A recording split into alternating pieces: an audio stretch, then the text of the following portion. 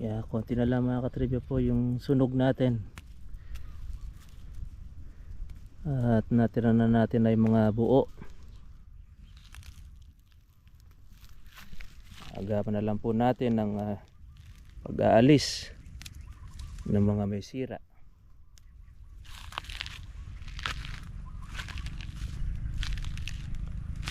Ayan.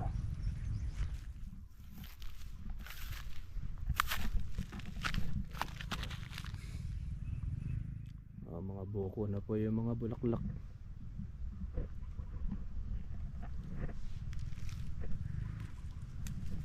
Yan po yung walang sira. Kaganda ng pagkahinog niya.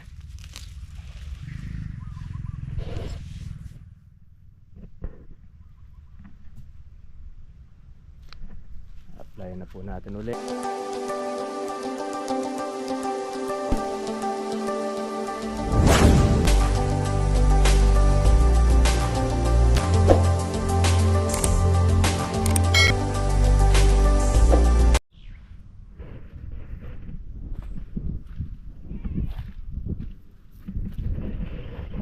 Good morning po sa inyo mga ka-tribute vlog po sa aking YouTube channel. Ngayon pong araw na ito ay ating pong tinitreat yung ating sili po na kung saan ay tinamaan po ng ating anthracnose dahil po ng nag-uulan.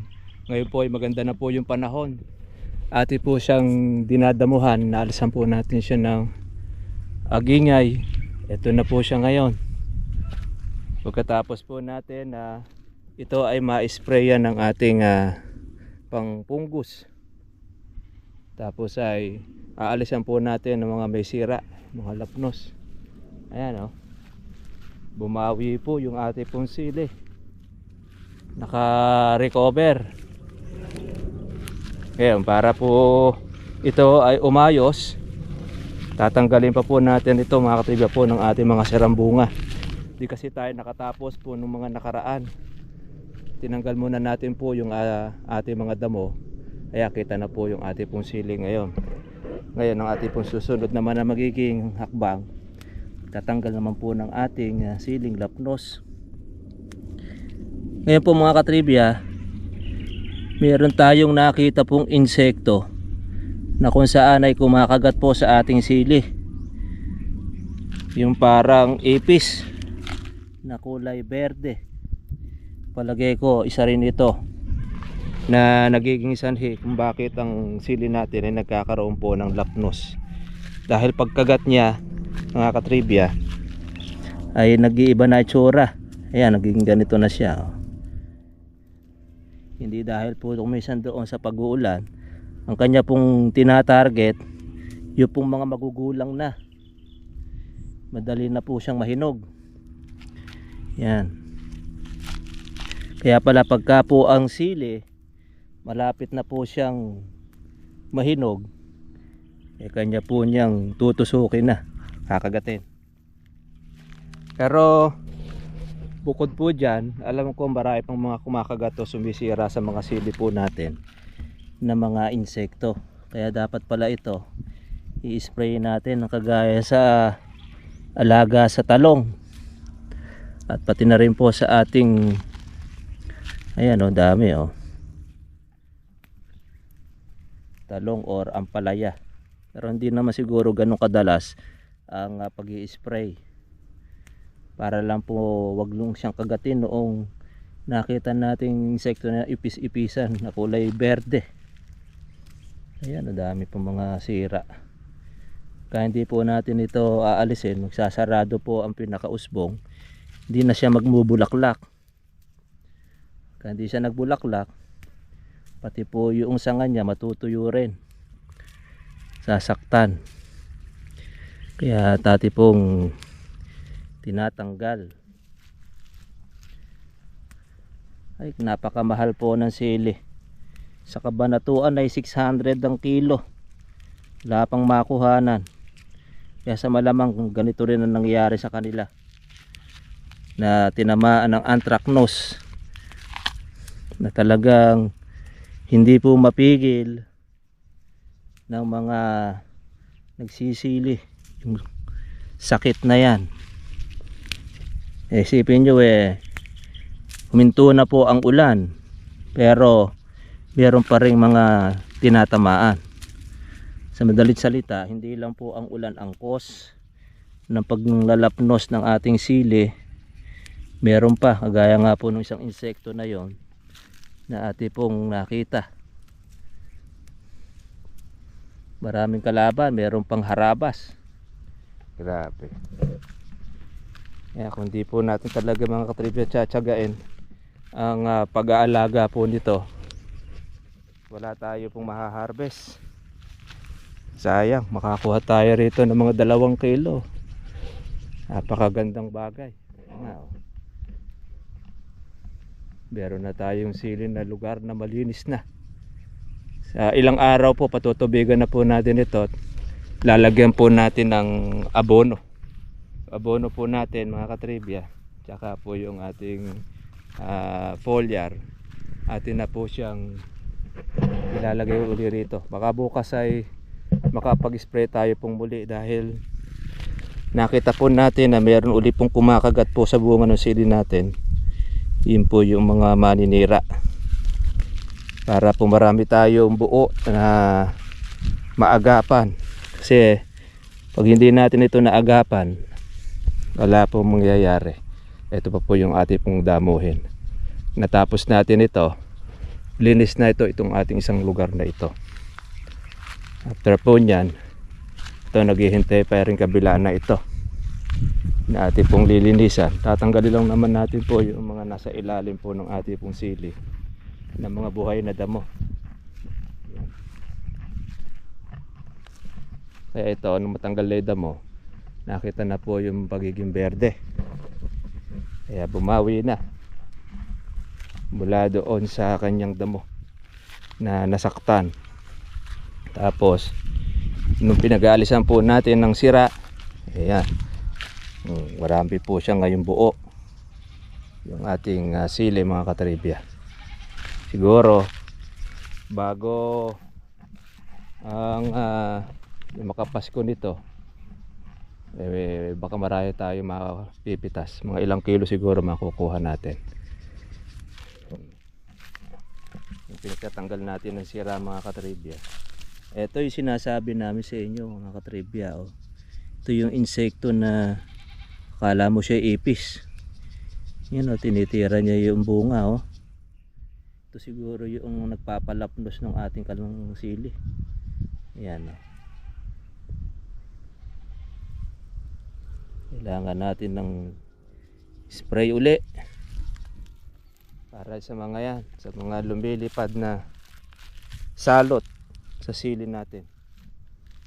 Kung hindi po natin ito mga katribya, di-discover po yung namumuksa bukod po doon sa ating pag-uulanan, ay talagang habang panahon ang sili natin ay magiging ganyan na hindi matitino po yung ating bunga. Marami pong sisirain. Kaya yan po ang ating pong aagapan.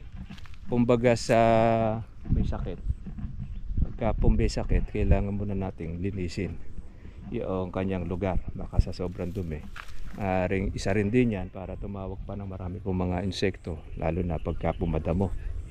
Tapos siyempre pag mahina rin ang katawan, kailangan palakasin natin ang katawan ng ating sili. Kumbaga ito ay atin siyang i-confine, re-rehab, rehabilitate ang tawag yata doon, o rehabilitation. At atin po siyang gagamutin, treatment, para yan, ito aalisin natin po yung mga may sira.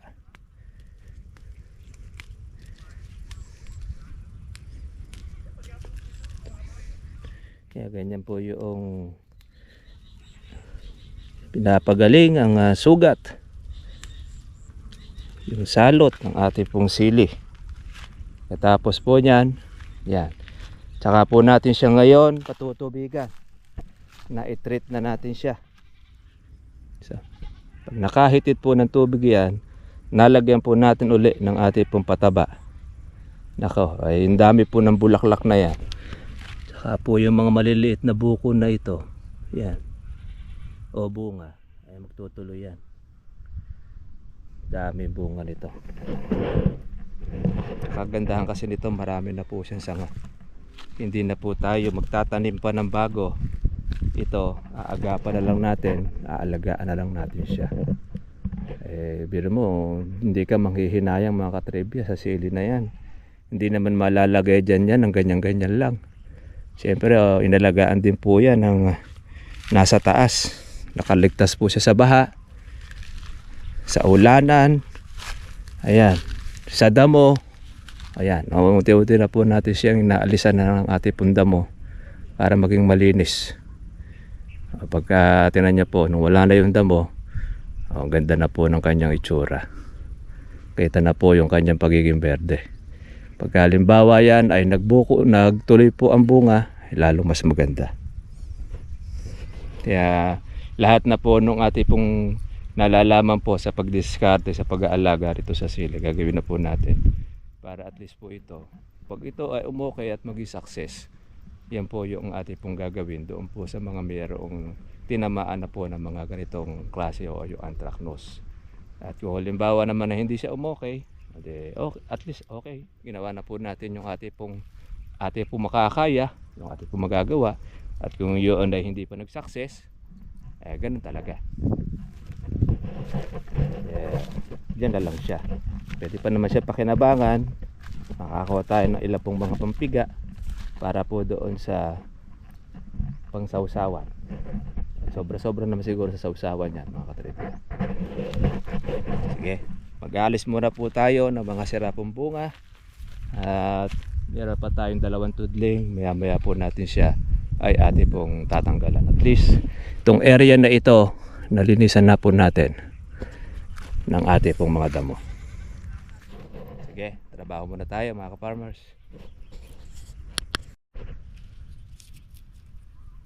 Konti na lang mga katribya po yung sunog natin. At natira na natin ay mga buo.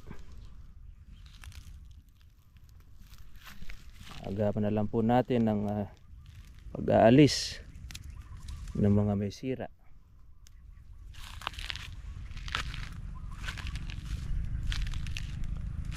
Ayan,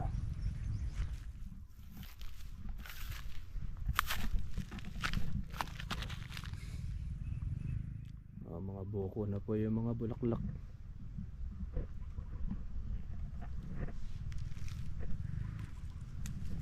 Yan po yung walang sira. Kaganda ng pagkahinog niya.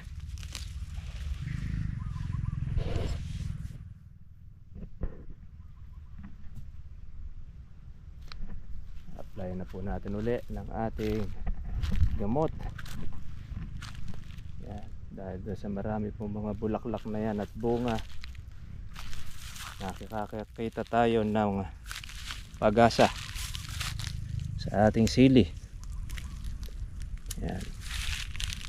Tsaga-tsaga lang mga katribya. Yan. Nakatikim pa po yan ng tubig, lalong mas okay. Yan.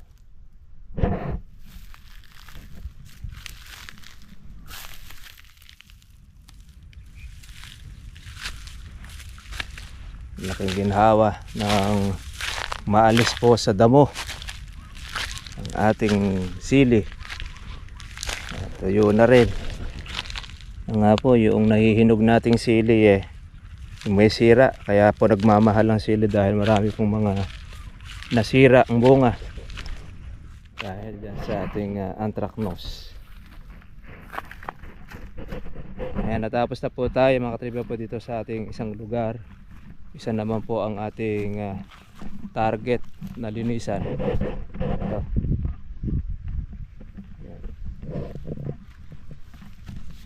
Tsaga-tsagayin din natin. Although ito po ay nispray na po siya ng ating herbicide, pero meron pa rin mga nabuhay po doon sa ilalim po ng mga puno. Tatanggalin lang din po naman natin siya. At na rin po yung mga sunog na bunga para maging okay. Ito pa yung isa nating dadamuhan. Okay, sige mga katribya. God bless po sa inyo lahat. Kita lang po tayo po bukas para sa susunod po natin na video upload. God bless po sa inyo lahat. Bye bye.